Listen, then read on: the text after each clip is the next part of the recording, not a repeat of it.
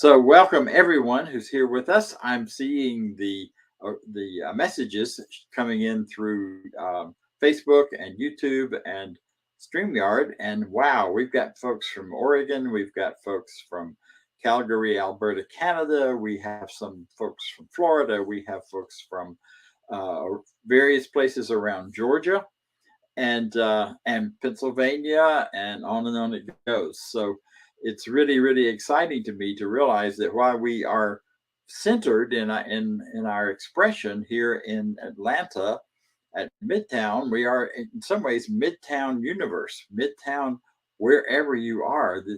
Wherever you are is the center of the universe. So wherever you are is Midtown as well. So it's exciting to me though to see these names floating by and recognize that we are having some impact or some interest, at least, in places all over the country and perhaps other parts of the world. I have a friend in Spain that would be watching a little later, or perhaps early in the morning, and folks in Mexico who watch later. So we've got a lot going on here, and it's exciting. So this month we are already deep into our conversation about the game of life and how to play it, based on Florence Scovel Shinn's book by the same title, or at least inspired by. I won't blame her for any of the things that I talk about, although she might get some credit for the things I get right, and that's a good thing. She so in the first week of this month, we talked about the what is the overall purpose of the game of life, and we talked about and established the idea that it is knowing and experiencing our greatest good, recognizing what is really good for us, what we desire to have and experience. And we couple that with the idea that what we are all looking for is the experience of being alive, not numbed out by anything, not numbed out by our pain, not numbed out by our addictions, not numbed out by any of those things that show up in our world, but instead that we are fully present and alive. And the game is about staying in that place, returning to that place again and again and again. And then we talked last week about your best tool for playing the game. The best tool for playing the game is your magic wand. You may remember me waving this thing around and talking about poof, things change. Your magic wand isn't magic at all. It's the ordinariness of the power of your word. When you speak your word backed up by faith, it is a power that nothing in the universe can stand against, because nothing wants to. The universe is here for us. We live in a user-friendly universe that responds according to our deepest beliefs and our most strongly held, consistent beliefs. So when we speak our word from that place, that is our magic wand that brings about the game of life, moving us through that game with ease, with grace. Today, we're going to talk about strategies. You can't play a game without a strategy. I was playing cards with some friends this week, and something I don't do very often, but I did because it was an opportunity to be with some new people and to get to know them. My strategy in playing the game very simply was to get to know them and to have a conversation and interact and relate and be really connected with feeling alive. Each of them had their own strategies for playing. One of them played by counting cards. Man, he knew every card that got thrown, who threw it, and not only in that hand, but in all of the previous hands.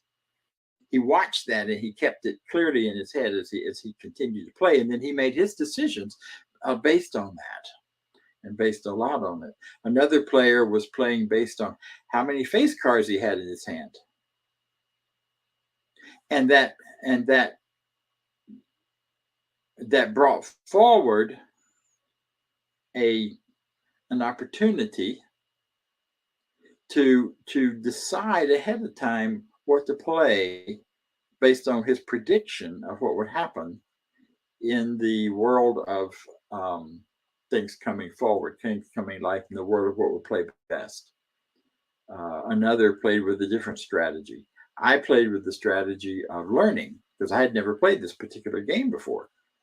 So I decided that what I would do was use this as an opportunity to get to know people, but also to learn the game. So I took a lot of risks that I don't normally take when I'm playing cards. I kind of play safe on most things, but not this time. I took big risk and failed a lot. I did not win every hand. In fact, I lost more hands. I was running way behind everyone else. But I was doing that to learn what happened, to figure out how the cards fell, how the flow went, how this particular group played. And as the game progressed and I began to get that and I began to learn from those risk taking moments, I saw them only as good. My game improved. And I did not end up last by the end of the evening. I was next to the last, but I wasn't last. But I had a ball doing it. And it wasn't about winning. It was about connecting and it was about learning. And that's what I chose to play from. So there are strategies. There are always strategies for the game of life. And those strategies are what help us decide how to function and what to do. I just Googled strategies, life strategies, and all kinds of things came up. So there are many, many books, many, many ideas, many, many things about strategies. And there may be many that I'm not even going to mention that for you are very real. And therefore, it's a matter of you choosing the strategy that works best for you. But before I get too much into the strategies, I want to talk briefly about some universal principles that have to do with why certain strategies work better than others. There's some universal realities that are present and true and that happen across the board. Some of the way we play the game of life is about understanding and knowing our culture and participating in the way our culture works and what people think about and how they do and how they function. We make our decisions about careers oftentimes out of an understanding of culture, what would serve our world from our perspective, and therefore give us back a lot of good from having the joy of serving our world. But there are principles that are operative across the board in all cultures. And that seems to be all about, or it is, doesn't just seem to be, it is about deeper truths that and Norma referred to it in her treatment that we call spiritual laws. And without getting too technical, let me just say that these are dynamics that are always present. They are built into the very fabric of the universe. And just as with anything, if you understand how that works, then you can select a strategy that flows with it rather than against it. Does that make sense? Of course it does. So some of those strategies that we build on, some of those spiritual laws, are the recognition that there is only one power, not two, not three, not four. Now it may appear that there are at the level of experience, but deep down at the level of truth and reality, there's only one power, and people are using it in a multiplicity of ways. But that oneness, that one power shows up through all people and is available to all people.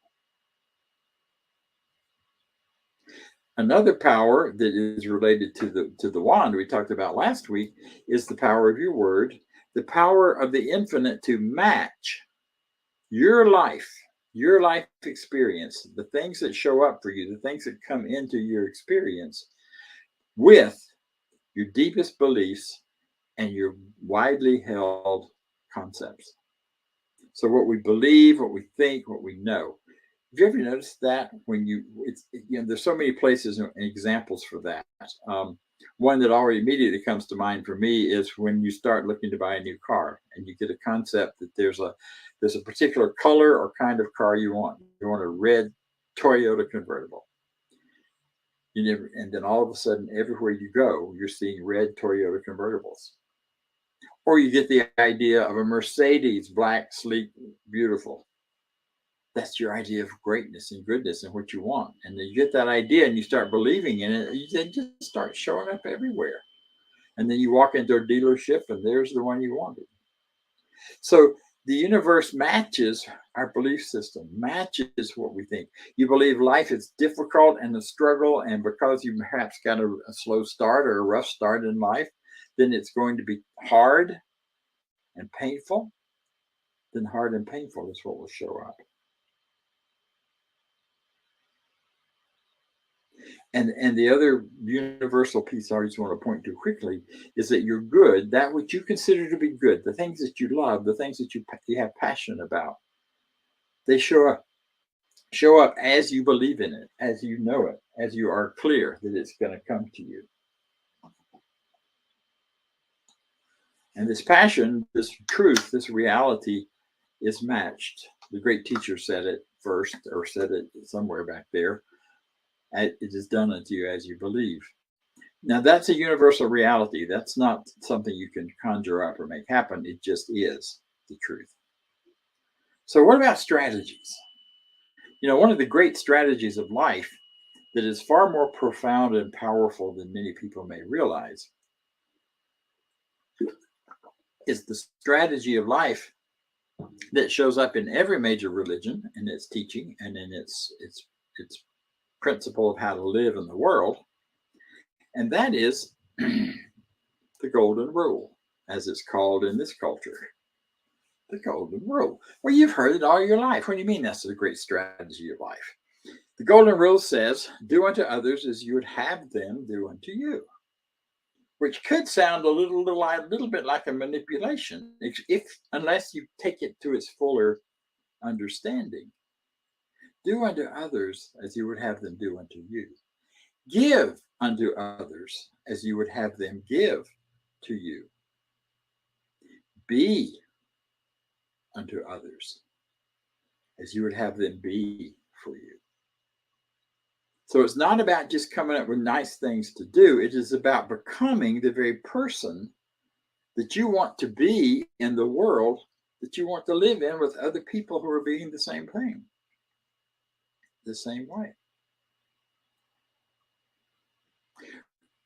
That is tricky, but it's also very powerful to know that by giving what you desire to receive, you're creating a flow, you're creating a circle. We teach this when we teach prosperity, but it's true of all forms of good expression and good experience. If you want more love, be more loving. If you want to receive a greater sense of appreciation and respect, then be more respectful. Be that which you want to receive. Become that which you want to have. You want to be a healthier, fully functioning health person in your life of health, then be that for someone else. If you can't make it happen for yourself, do it for someone else, and it will, by action of unity and oneness, by the natural law of one power, happen for you as well. You know, and an important part of this is then be non-resistant to anything that shows up differently. What does that mean? What are you talking about? It's a strategy of life that says, I'm going to know and choose to know there is one power, and I'm going to be non-resistant to any other idea. In other words, I'm standing in the truth of my love. If you don't love me, or you don't like me, or you think I'm dumb, or whatever language you may want to put on that in relationships, we have that in relationships. I'm not going to resist that. I'm not going to try to talk you out of that. I'm not going to try to create a different way for you to think about me. All I'm going to do is take a non-resistant stance and continue to love you. Now, we know that things happen, that we learn these things in various religions, that in I believe it's Taekwondo, where the greatest power is not from pushing against your opponent, but taking your opponent's power and letting it pass by you. Taking what your opponent's attack and allowing it to go by if there's an attack. No power in the world can stand against the power of non-resistance. Gandhi taught us that, showed it to us, demonstrated it. Martin Luther King Jr. demonstrated it in this country, and it's still true whether people choose to practice it or not. Non-resistance, nothing can stand against it.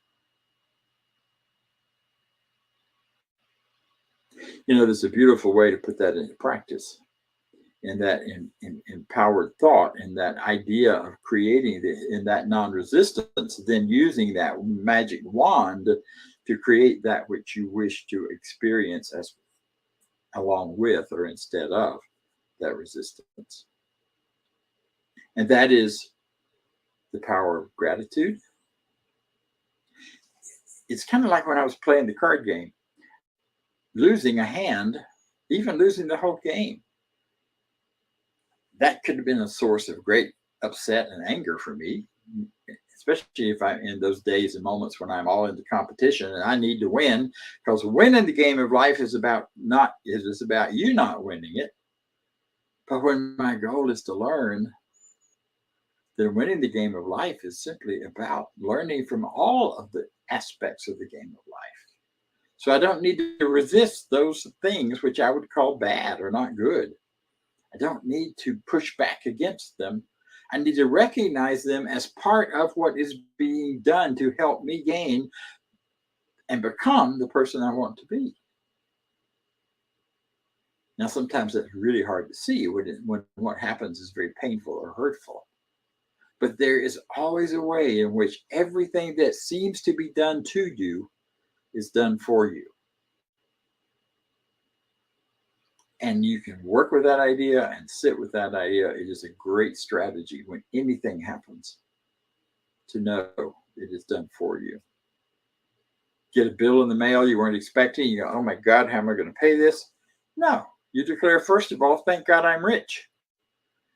The infinite does not throw anything at me that is not for me. So maybe this is my opportunity to create more income. Maybe this is my opportunity to know something better for myself, that I am rich and prosperous, even if it doesn't appear in my bank account. So I speak my word. I accept what has happened and know that it's not the truth of me, that there is more. One of my teachers used to say, every time a surprise like that came, she'd stomp her foot and say, thank God I'm rich, and then find a way to pay it. You see, the more we say I'm not rich, the more we say I'm broke, the more we say they're out to get me financially, whether it's the billionaires or the kings and queens of Europe from the old days. If it's them that's trying to hurt me and I believe in it, then I will be in that victim position. And life is not about being a victim. Life is about living a victorious, joyful experience. So taking that position of non-resistance and using and transforming, then using your word to transform those experiences into something more powerful and greater. Not by making them wrong, but by knowing better what's there. One of the really powerful ways to do that is something I use all the time, which is a statement that is actually in the book, but I have been using it before. And that is, I give thanks for this perfect day. And I don't wait to do that at the end of the day, although I might. But the main thing to do with that is in the morning, when I am doing my meditation, when I'm going into a deeper space of setting up my day, of being prepared for whatever is going to happen and what's coming, the things I know and the things I don't know. But when I do that, and when I really settle into that belief, then it's just a matter of watching the day unfold. I did that last Thursday in a really powerful kind of experience for me, treatment. Inner saying to myself, today is, because I knew I had a really busy schedule that was going to start off with my grandson leaving town to move to Texas. And I was going, oh, I don't want to see him go. And I was resisting that idea until I thought about non-resistance and realized that this is for his greater good and my greater good in some way that I don't yet understand. So my gratitude for the perfect day was to get to see him and say goodbye on Thursday morning. I didn't know exactly what time they were leaving. They had given me different times, and the whole family was going to go with him to Texas to get him settled and then they would come back, but I wasn't sure exactly when he was leaving. But I was doing my morning thing and getting ready. And all of a sudden, I got this nudge inside of me, this feeling. It wasn't a thought. It wasn't a voice, or trumpets didn't play or any of that. Just a little nudge that said, it's time to go. If you want to catch Jake, it's time to go. Threw myself, I was ready anyway. So off I went and over to their house, pulled up behind into the driveway just as they all came out of the house to get in the car and go to Texas. The timing was absolutely perfect. I got to see everybody. I got to hug everybody. I got to get a goodbye and say goodbye and offer last words of encouragement to him, and step back and move my car, and off they went. It was absolutely perfect timing. That happens when you are grateful at the beginning of your day. Now, had it not worked out, there would have been another reason for that. Something else would have been good that would have made a difference and been a part of that. And then the rest of my day unfolded easily and beautifully, with little nudges showing up for exactly what to do next. So that's that strategy of non-resistance. Then we've got another part of that, which is looking at the truth, the reality. Like I said, there are some universal truths that we can't argue with that have to do with the game of life. That the real power of our lives comes as we are aware. We are suspended in the current moment. We think about the past a lot. We think about what was, what could have been, what should have been. I do anyway. I'm sure you do at times. Our grief comes from our past experience for the most part, not altogether. Or we think about the future, what may or may not happen and how it will be. But the real living of our lives, the way we are fully engaged, is to be 100% in the now. I realized a while back, part of the reason I love to travel is because when I'm in new places, seeing new things, it requires me to be fully focused on now, and not what was or what could be or what should be, or distracted by something. Instead, I'm fully in the experience of now. And that's a strategy for life that will allow you, because in the now, there's only one power. There's not two. It's not good and bad. Because when you start thinking good and bad, you're in the past or the future. But when you're in the now, you're absolutely grounded in the oneness. So that's a strategy to use. A strategy of staying in the moment, here and now. Diego, who does our production here for this broadcast, when I was talking with him a little about this before the service, he's like, yeah, but I just go praise now. Yeah, praise now. Think about right now, what's missing in your life is anything. If right now, not in 30 minutes, not yesterday or before now, right now. What's good, what's working, what's right, what's powerful. You know, it always causes me to take a nice deep breath, because now is such a sweet, sweet place to be. It's a great strategy of life to live in the now. Doesn't mean we don't make plans. Doesn't mean we don't go ahead and follow our schedules once we get them and all of that. But it's a strategy to aim for having experiences that bring us fully into the now. One of the things that helps with that is whenever things come up that seem to be troublesome, when there seems to be a duality, when there seem to be two powers working in your life, something for you and something against you, and you're struggling with what's the best or right answer or best way to handle all of that. One of the really powerful ways to stay in the now is what Florence Scovel-Shinn calls burden casting. And you may have heard it if you're from a Christian background: cast your burdens upon the Lord God, whatever. But what you're really doing is casting your burden on the infinite power of oneness within you. And you do that by simply saying the words, I'm casting my burdens on. I'm casting this uncertainty on the power of life within me.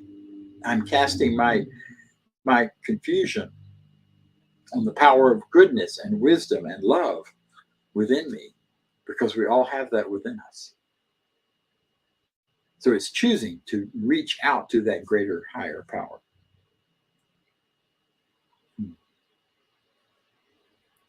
And then the other part of the game that has to do with strategy is really getting clear about what your purpose is.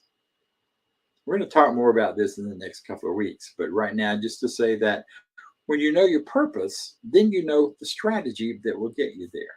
If my purpose had been to win that game on the other night, then my strategy would have been very different. I would have gone online and I would have learned all I could about the game, and I'd looked at all the videos and I figured, because all that stuff's available to us. Figured it all out, walked in there playing dumb, and then tried to use that to win. That wasn't my strategy or my purpose. My purpose was to have a great evening with people that I care about, and to meet some new people. And it was to have fun and to keep it light and learn by doing and by participating. So I had the perfect strategy for that. So get your purpose clear, because when your purpose is clear, then the strategies become easier to choose and follow. If your purpose is to be wealthy, the strategies. There are books and books and books on the strategy for building wealth. But the biggest one is how you begin to think and feel within yourself. You begin to work on your beliefs about prosperity. And you begin to let go of any resentments to anyone who has more money than you. If that's if money is your prosperity definition. It's like it's all comes back to right here, to know ourselves. Now we just add really quickly to all of that in building these better ideas for ourselves, one of the most important, powerful ways, you're going to love this, is music. Music speaks to our subjective, subconscious mind in a way, and with non-language in a way that nothing else really does, except rhythm, which is part of music. So if you're working on something, if you're thinking about, this is what I want to be. I want to be in the moment. I want to be in the now. Listen to music that really grabs you and brings you into this moment where all you can really think about is that music. And then dance to it. You see me dancing. Sometimes he cuts me into the screen a little early, and you see me wiggling around and dancing to the songs, because that physical movement takes it into my body and into my consciousness in a deeper way.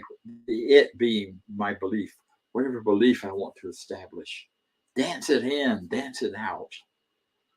Establish that purpose and that clarity of truth for yourself. So the nutshell of this is that the best, most powerful strategy of life that aligns with the strategy of the universe and how it operates is that we give to receive, we receive to give. Not in a manipulative way, but if that which you want more of, you feel is missing, then you've got to give it to yourself in consciousness first, because then the universe just goes in a high gear and starts making it happen in your world around you. But as long as you're not sure, you don't believe it, as long as there's fear there are wonderful strategies for turning fear into faith. Fear is just faith in that which you don't want, or that which you believe will do harm to you. But in a world of one power, nothing ultimately does harm to you. This uncomfortable, harmful experiences, yes. But your soul, your being, your whole innerness can't be harmed. So fear to faith is shifting that energy of fear, that faith energy you're putting towards that which you don't want, into faith in what you do want. I am prosperous. I give thanks for my perfect day. I am right here, right now, in the very best world I can be in. See, all of this can work for you, but you need to decide, what is your strategy? What is your purpose? Learn how to use that magic wand in a way that you perhaps have done, that you can do more powerfully than ever before. Because you deserve the very best life you can have. And so do I. And so it is. Thank you.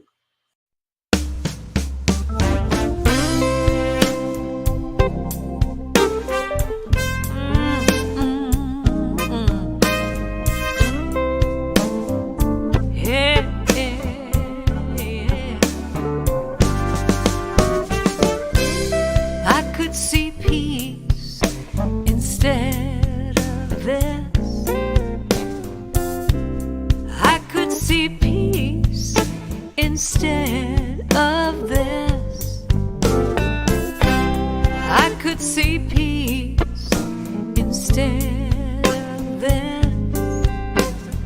I could see peace instead of this. I could see peace instead of this. I could see peace instead of this. I could see peace instead of this. I could see peace instead of this. When I feel lost and I don't know where to go, it's always up to me.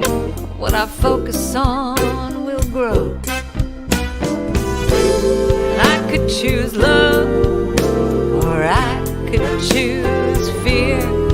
But if I want to be happy, the answer's so clear that I could see peace instead of this.